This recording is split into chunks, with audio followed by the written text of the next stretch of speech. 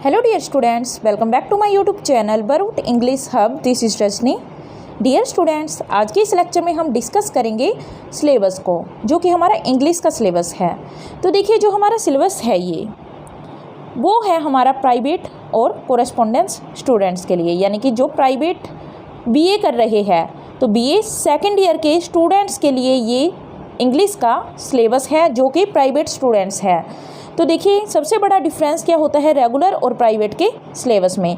तो यहाँ पर कोई भी डिफरेंस नहीं होता, बस डिफरेंस इतना सा होता है कि जो सिलेबस आप प्राइवेट वाले करते हो वो क्या होता है हमारा एनुअल, यानी कि साल में एक बार एग्ज़ाम देना होता है। पर जो ये रेगुलर वाले होते हैं ये साल में 2 बार एग्ज़ाम देते हैं, यानी कि वो सेमेस्टर वाइज अपना एग्ज़ाम देते हैं। तो इस सेमेस्टर में वो क्या करते हैं, 6 महीने बाद अपना एग्ज़ाम देते हैं और हर 6 महीने में उन्हें हाफ सिलेबस करना पड़ता है, यानी कि 2 बार में उन्हें ये एनुअल का सिलेबस कंप्लीट करना होता है। तो ये यहाँ पर जो हमारा सिलेबस है ये है बीए सेकेंड ईयर के स्टूडेंट्स के लिए, जो कि प्राइवेट से बीए कर रहे हैं अपने। तो देखिए, यहाँ पर जो सिलेबस है वो क्या है। सबसे पहले है हमारे पास जो है हमारी पोएम्स, तो इसको एक बार क्लियर कर देते हैं। तो देखिए, जो ये हमारा सिलेबस रहेगा वो हमारा बीए सेकेंड ईयर के लिए है। तो इनमें सबसे पहले है हमारे पास पोएम्स और इस तरफ है ये लेसन्स। अब इन दोनों का कॉम्बिनेशन, इन दोनों को मिलाकर आपका सिलेबस कंप्लीट होता है यहाँ। तो यहाँ देखिए, जो लेसन्स है वो सिर्फ आपके कितने हैं 5, यानी कि 5 चैप्टर है, इनमें से ही आपके क्वेश्चंस आते हैं। और इनमें जब भी क्वेश्चन आएंगे तो देखिए, हाफ तो हमारे आते हैं पोइम्स से और हाफ आते हैं इन चैप्टर्स से, यानी कि आधे आधे इसमें हिस्से में बांटे होते हैं। तो देखिए, अगर आपको करने हैं चैप्टर्स तो आप इनको बिल्कुल अच्छे से कर लीजिए। बिल्कुल इजी बनाना चाहते हो तो अगर आप चैप्टर करते हो तो ये 5 ही चैप्टर है, इनको आप बिल्कुल अच्छे से कर सकते हैं।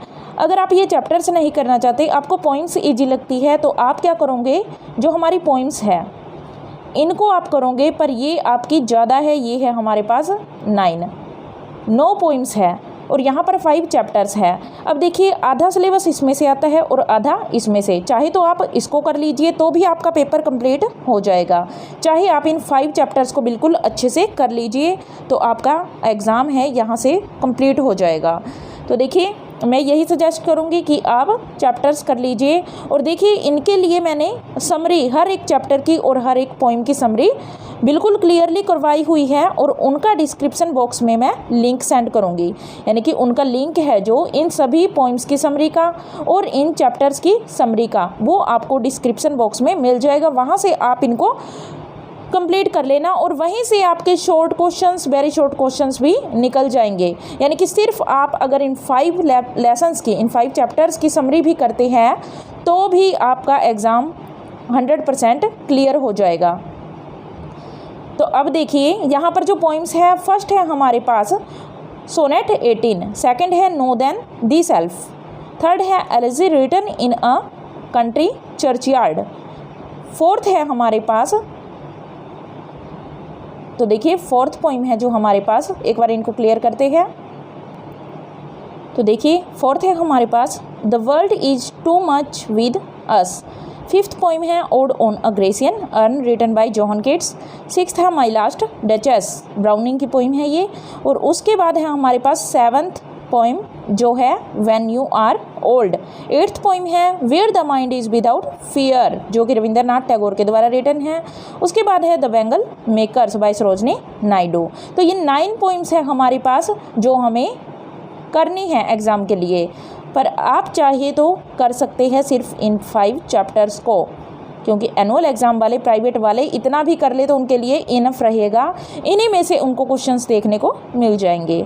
तो यहाँ पर चैप्टर्स है जो, इनको भी देख लेते हैं एक बार कि कौन कौन से हैं। तो देखिए, यहाँ पर है दी एनवॉय, फर्स्ट चैप्टर, सेकंड है द स्वेन सॉन्ग, उसके बाद है द मंकीज पो, before breakfast, the sleep walkers. तो ये 5 चैप्टर्स हैं, इन्हीं में से आपके एग्ज़ाम में क्वेश्चंस देखने को आपको मिल जाएंगे। उसके बाद देखिए, आगे है हमारे पास, अब देखिए आपको पता चला जो हमारा सिलेबस है सिर्फ यही है, प्लस होती है हमारी ग्रामर, जो कि हमारी 15 मार्क्स की आती है। तो हमें क्या करना है, ये चैप्टर्स करने हैं प्लस 15 मार्क्स की ग्रामर करनी है, जो मैं आपको बिल्कुल ईजी तरीके से करवा दूँगी। अब देखिए इसके बाद जो सिलेबस आता है हमारा, वो किस में से होगा, वो इन्हीं में से होगा सारा। इन्हीं से ही हमारा क्वेश्चन पेपर का जो क्या होगा, पैटर्न होगा, वो बनाया जाएगा, जो मैं आपको अभी बताने जा रही हूँ। तो यहाँ देखिए हमारे पास है क्वेश्चन 1। ये हमारा क्वेश्चन पेपर में इसी तरह से क्वेश्चन आएंगे एक एक करके, यानी कि इनको एक नंबरिंग में आपको दिया जाएगा। तो फर्स्ट है हमारे पास क्वेश्चन 1 होगा, जो वो होगा explain the given extract with reference to the context. यानी कि आपको क्या दिया जाएगा, यहाँ पर 8 मार्क्स का फर्स्ट क्वेश्चन दिया जाएगा, जिसमें आपको क्या करना है, ईच फ्रॉम बोथ पार्ट्स। अब देखिए बोथ पार्ट्स कौन से है, एक तो है हमारे पास लेसन्स और दूसरा क्या है हमारे पास पोइम। तो लेसन्स और पोइम्स, इन दोनों में से एक यहाँ से आपको एक स्टैंजा दिया जाएगा, जो कि आपके चैप्टर में से होगा, इन 5 चैप्टर्स में से एक होगा, और एक दिया जाएगा यहाँ पर पोइम्स में से। इन सभी पोइम्स में से कोई भी स्टैंजा हो सकता है। तो आपको उन दोनों में से क्या करना है, सिर्फ एक स्टैंजे को करना है। चाहे तो आप पोइम का अटेम्प्ट कीजिए, चाहे आप अटेम्प्ट कीजिए लेसन्स में से, यानी कि आपको 8 मार्क्स का यहाँ से देखने को मिलेगा। चाहे आप यहाँ से 8 मार्क्स ले लीजिए, चाहे आप यहाँ से 8 मार्क्स ले लीजिए। उसके बाद देखिए जो सेकंड है हमारा, तो आपको एक्सप्लेन करना पड़ेगा यहाँ पर जो हमारा स्टैंजा होगा। उसके बाद देखिए तो आपको समझ आया होगा कि यहाँ से आपका 8 नंबर का आएगा स्टैंजा, जो आपका चाहे तो पोइम से हो सकता है या फिर आपके चैप्टर से हो सकता है। उसके बाद सेकंड क्वेश्चन है हमारे पास, answer any 6 of the following questions. तो आंसर एनी 6, यानी कि आपको 6 क्वेश्चंस का आंसर देना होगा इन 1 वर्ड, फ्रेज और सेंटेंस।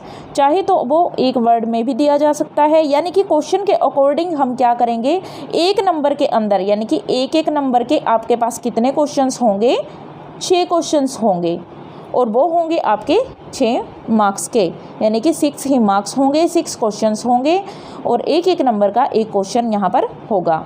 अब ये क्वेश्चंस कैसे होंगे, ये होंगे आपके टोटल 8 क्वेश्चन दिए जाएंगे। इन 8 में से आपको कितने करने होंगे, 8 में से 6 करने होंगे, और वो 6 जो आप अटैम्प्ट करोगे, तो देखिए जो ये 8 क्वेश्चन हैं, इनमें से 4 डिवाइड होंगे, यानी कि 4 आपके लेसन में से होंगे और 4 आपके पोइम में से होंगे।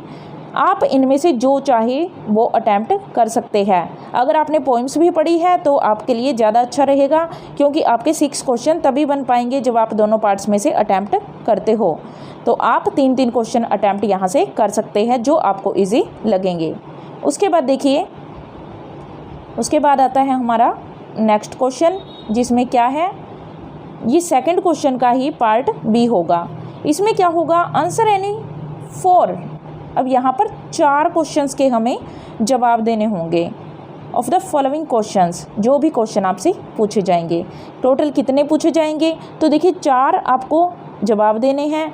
कितने में से, वो होंगे आपके 6 में से, 4 आउट ऑफ 6, यानी कि 6 क्वेश्चंस पूछे जाएंगे, जिसमें से आपको 4 क्वेश्चन करने होंगे, जो आपके, यानी कि हर एक क्वेश्चन कितने मार्क्स का होगा, 3 मार्क्स का होगा, यानी कि 4 क्वेश्चन 3-3 नंबर के आपको करने हैं, जो कि टोटल 12 नंबर के हो जाएंगे। अब ये 4 क्वेश्चन कैसे होंगे, 2 होंगे आपके पोइम से और 2 होंगे आपके लेसन से, यानी कि टोटल अगर 6 क्वेश्चन हैं तो 3 आपको लेसन में से मिल जाएंगे और 3 मिलेंगे आपके चैप्टर में से। उसके बाद है हमारे पास क्वेश्चन थर्ड। अब जो ये थर्ड क्वेश्चन है, answer the following in about 200 words. Answer the following in about 200 words, 1 from each part. अब क्या होगा, आपके पास 12 नंबर का एक क्वेश्चन पूछा जाएगा, यानी कि आपको डायरेक्ट वहाँ पर चाहे तो पोइम की समरी हो, यानी कि एक आपको मिलेगी पोइम से और एक मिलेगी चैप्टर से। 2 क्वेश्चन मिलेंगे, एक चैप्टर से होगा और एक पोइम से। आप इन दोनों में से जो चाहे अटैम्प्ट कर सकते हैं। चाहे तो आप अपने लेसन में से समरी कर सकते हैं, चाहे आप पोइम की समरी कर सकते हैं, जो कि मैंने सभी अपने चैनल पर करवाई हुई है, जो आपको डिस्क्रिप्शन बॉक्स में मिल जाएगी। तो ये आपको एक ही करना है, यानी 2 क्वेश्चन होंगे, एक लेसन का एक पोएम का, उनमें से आपको एक करना होगा। उसके बाद देखिए, उसके बाद है हमारे पास क्वेश्चन नंबर 4। तो देखिए यहाँ 4th क्वेश्चन है, अटेम्प्ट एनी 15। तो ये 15 मार्क्स आपके कहाँ से है? डायरेक्ट ग्रामर पोर्शन से है। तो ग्रामर में क्या होगा, जैसे कि फोनेटिक्स होंगे आपके। देखिए फोनेटिक्स मैं आपको पार्ट वाइज करवाऊंगी, बहुत ही इजी मेथड से। जितने भी फोनेटिक्स होंगे उनको मैं सबको एक साथ इकट्ठे करके करवाऊंगी, और एक एक साउंड को यूज करके, मान लीजिए अ साउंड है, ये वाली अ साउंड है, इन सबको एक एक यूज करके मैं करवाऊंगी आपको, ताकि आपको बिल्कुल ईजिली वो हर एक वर्ड लर्न हो जाए। और इनमें होगा आपका बव होगी, और आपके हो गए प्रेपोजिशंस होगी, सेंटेंसेस हो गए, टाइप्स ऑफ सेंटेंस जैसे कि कॉम्प्लेक्स होता है, और कंजक्शंस होंगे। ऐसे ही आपके 15 नंबर के क्वेश्चंस यहाँ से पूछे जाएंगे। उसके बाद इसका जो बी पार्ट है 4th का, उसमें आपसे क्या पूछा जाएगा? वो आपका होगा ईमेल और रिज्यूमे। ये रिज्यूम नहीं होता, रेज्यूमे होता है। तो देखिए और लगा है यहाँ पर, और का मीनिंग क्या रहेगा कि या तो आपको क्या करना है, ईमेल करना है या फिर रेज्यूमे। इनको दोनों को ही मैंने इजी मेथड से करवाया हुआ है, आप डायरेक्ट वही लिख कर आ जाना। आपके यहाँ से 6 नंबर का क्वेश्चन आएगा, जिनमें से आपको 5 तो मिल ही जाएंगे अगर आप वो डायरेक्ट लिख देते हैं। बिल्कुल इजी मेथड से मैंने वो करवाया हुआ है, जो आपको डिस्क्रिप्शन बॉक्स में देखने को मिलेगा। तो आप ईमेल चाहे तो ईमेल कर सकते हैं, रेज्यूमे चाहे तो रेज्यूमे भी वहाँ पर राइट कर सकते हैं। तो ये होगा हमारा कंप्लीट क्वेश्चन पेपर। तो आई होप आपको ये सब समझ आया होगा। अगर आपको ये सिलेबस पता है तो आप अच्छे से प्रिपरेशन कर सकते हैं अपने एग्ज़ाम के लिए। Thank you.